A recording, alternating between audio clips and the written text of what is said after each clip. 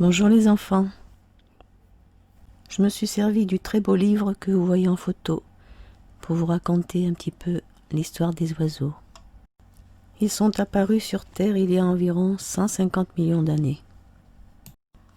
Comment peuvent-ils voler? 1. Certains de leurs os sont creux et donc leur squelette est très léger. 2. Ils ont des muscles de la poitrine et du thorax très puissants qui leur permettent le battement de leurs ailes. 3. Ils ont une forte capacité de respiration. Par exemple, 500 pulsations à la minute pour un moineau. 4. Les ailes, qui sont composées de 3 sortes de plumes qu'on appelle les rémiges, leur permettent de repousser l'air vers le bas pour monter et vers l'arrière pour avancer. 5. La queue, dont les plumes sont appelées rectrices,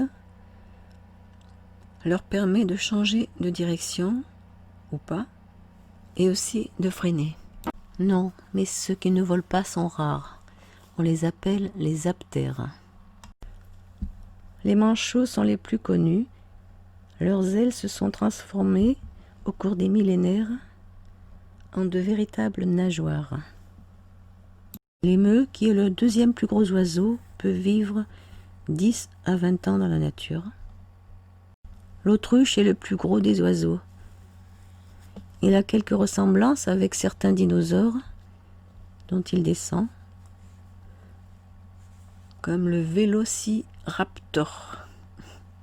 L'autruche peut vivre jusqu'à 70 ans. Pourquoi les oiseaux changent de couleur durant leur vie et selon les saisons?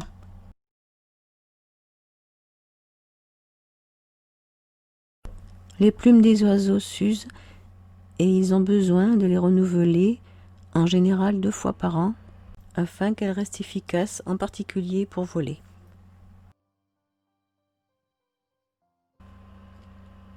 Au printemps, en général, la mue chez les mâles leur permet d'acquérir un beau plumage appelé plumage nuptial, dans le but d'être beau pour séduire une femelle avec qui il aura des petits. Ils mangent un peu de tout, mais attention, tout n'est pas bon pour eux, par exemple notre nourriture cuisinée. Et leur nourriture peut varier selon les saisons. La majorité des oiseaux mangent des végétaux, graines, des fruits, des feuilles de l'herbe.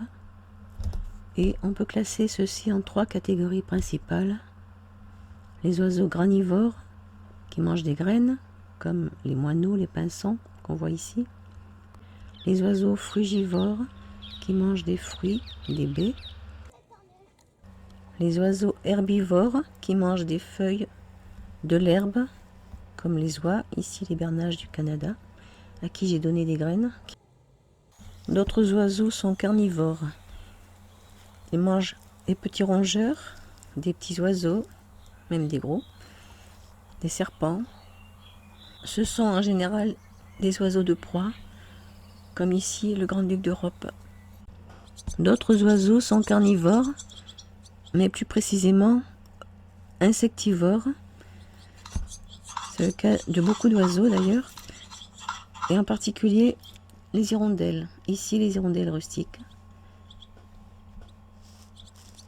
Elles ne mangent que des insectes.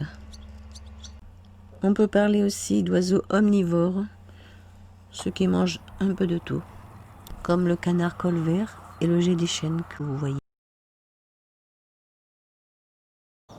Dans la grande majorité des cas, seul le mâle chante, souvent perché pour surveiller son nid, et dès son arrivée au printemps, l'oiseau chante pour prévenir les autres mâles qu'il est ici chez lui et qu'il ne souhaite pas qu'un autre mâle vienne sur son territoire. Il chante aussi pour séduire une femelle dans le but d'avoir des petits avec elle, et plus son chant est perfectionné, plus il aura ses chances.